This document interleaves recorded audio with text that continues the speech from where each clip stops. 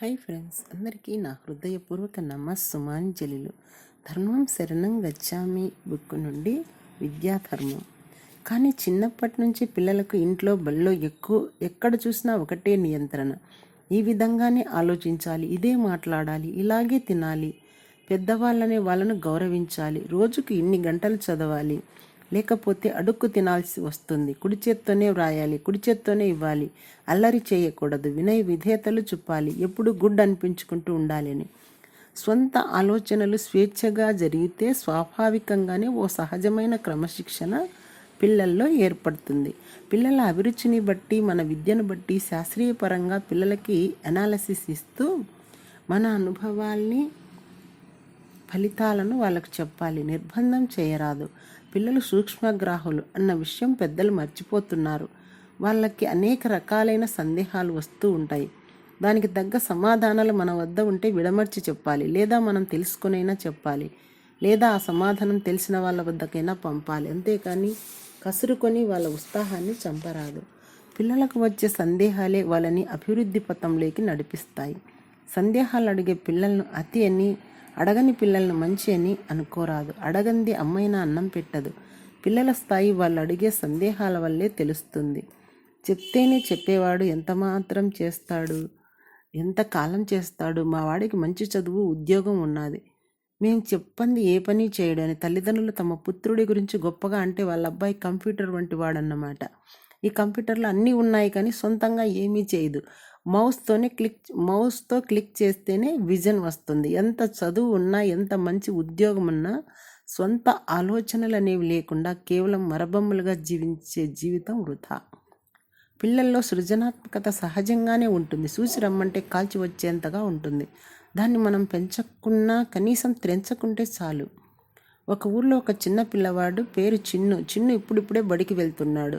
ఒకరోజు బడిలో వాళ్ళ టీచర్ పిల్లలతో, ఈరోజు మనం బొమ్మలు గీద్దామంది. బొమ్మలు గీయడం అంటే చిన్నుకి ఇష్టం. పులులు, సింహాలు, రైళ్ళు, పడవలు, కోళ్ళు, మేకలు, అన్ని రకాల బొమ్మలు గీయడం వచ్చు. వెంటనే చిన్ను తన వద్దన్న రంగు పెన్సిల్తో బొమ్మలు గీసాగాడు. కానీ టీచర్ ఏమో, ఆగండి పిల్లలు, ఇప్పుడే మొదలు పెట్టద్దు అన్నది. క్లాసులోని పిల్లలందరూ పెన్సిల్ని పట్టుకునే వరకు ఆగి ఇప్పుడు గీయండి, ఈరోజు మనం పువ్వుల్ని గీద్దాం అన్నది. చిన్ను చకచక తన వద్ద ఉన్న గులాబీ, నారింజ, నీలిరంగు పెన్సిల్తో అందమైన పువ్వులు గీసాగాడు. ఇంతలో టీచర్ పిల్లలతో, ఆగండి, నేను మీకు పువ్వుని ఇలా గీయాలా చూపెడతానంటూ బొమ్మలు పిల్లలకు చూపెడుతూ, మీరు ఇలాగే గీయండి అన్నది. చిన్ను టీచర్ గీసిన బొమ్మను చూశాడు. తర్వాత తను గీసిన బొమ్మను చూశాడు. చిన్నుకు టీచర్ గీసిన బొమ్మ కంటే తాను గీసిన బొమ్మే నచ్చింది. కానీ చిన్ను తాను గీసిన బొమ్మను ఎవరికీ చూపెట్టలేదు.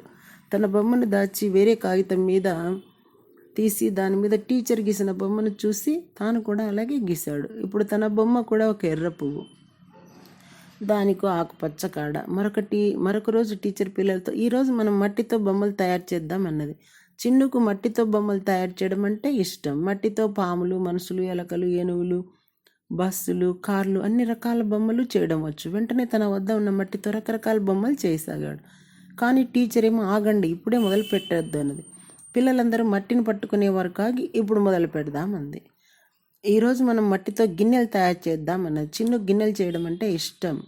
వెంటనే తన వద్ద ఉన్న మట్టితో రకరకాల గిన్నెలు తయారు చేసాగాడు. ఇంతలో టీచర్, ఆగండి, నేను మీకు గిన్నెలు ఎలా తయారు చేయాలో చూపిస్తానన్నది.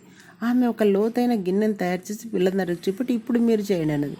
చిన్ను టీచర్ చేసిన గిన్నెను చూశాడు. తర్వాత తాను చేసిన గిన్నెలను చూశాడు. తాను చేసిన గిన్నెలే నచ్చాయి. ఎవరికీ చెప్పకుండా తాను చేసిన గిన్నెలను నలిపేసి మట్టిని ముద్ద చేశాడు. ఆ మట్టి ముద్దతో చిన్ను టీచర్ చేసిన గిన్నెలను తాను ఒక లోతైన గిన్నె తయారు చేశాడు. కొంతకాలంలోనే చిన్ను టీచర్ చెప్పే వరకు ఆగడాన్ని, టీచర్ చేసిన దాన్ని గమనించడాన్ని, టీచర్ ఏ విధంగా చెప్తే ఆ విధంగా చేయడాన్ని నేర్చుకున్నాడు. కొద్ది కాలంలోనే చిన్ను స్వయంగా తన సృజనాత్మకతతో బొమ్మల్ని గీయడాన్ని, వస్తువులు తయారు చేయడాన్ని మానివేశాడు.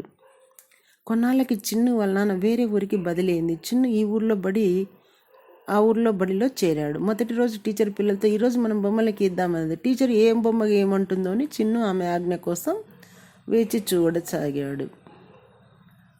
కానీ ఎంతసేపైనా టీచర్ ఏమీ చెప్పట్లేదు. ఆమె తరగతి గదిలో అటు ఇటు తిరుగుతూ ఉంది. కాసేపటికి ఆమె చిన్ను దగ్గరికి వచ్చింది. చిన్నుని చూసి, ఏం చిన్ను, నీకు బొమ్మలు గీయాలని లేదా అనింది. నాకు బొమ్మలు గీయాలని ఉంది టీచర్, కానీ ఏ బొమ్మ గీయాలి, ఏమో చిన్ను, నీవు గీసే బొమ్మలు ఏంటో నాకెలా తెలుస్తుంది అనింది. మరి ఎలా గీయాలి టీచర్ ఆశ్చర్యంగా అడిగాడు. టీచర్ చిన్నుతో నీకు ఎలా గీయాలనుకుంటే అలా గీ చిన్ను అంది. ఏ రంగైనా వేయవచ్చా టీచర్? సింధు తన సందేహాన్ని వెలిబుచ్చాడు. టీచర్ నవ్వుతూ ఏం చిన్ను, ఏ రంగైనా వేయవచ్చు. అయితే అందరి పిల్లలు ఒకే బొమ్మ గీసి ఒకేలాంటి రంగులు వేస్తే ఎవరేది గీశారో నాకెలా తెలుస్తుంది? అంతేకాకుండా ఒక్కొక్క పిల్లవాని ప్రత్యేకత ఏంటో నేనేలా తెలుసుకోగలను అన్నది. అది విన్న చిన్ను ఆనందంతో తనకిష్టమైన బొమ్మలను తనకిష్టమైన రంగులు వేసి టీచర్కి చూపెట్టాడు. విద్య అనేది వర్తమానంలోనూ మరి భవిష్యత్తులోనూ కూడా ఉపయోగపడేదిగా ఉండాలి. ఇప్పుడు బాగా చదివే వాళ్ళు రేపు ఫెయిల్ కావచ్చు. ఈరోజు బాగా చదవలేని వాళ్ళు రేపు మంచి మార్కులతో పాస్ కావచ్చు. కనుక వర్తమాన పరీక్షలలో పిల్లలు సాధించే మార్కులు వాళ్ళ భావి జీవితానికి శాశ్వత కొలమానం కాజాలదు. Thank you.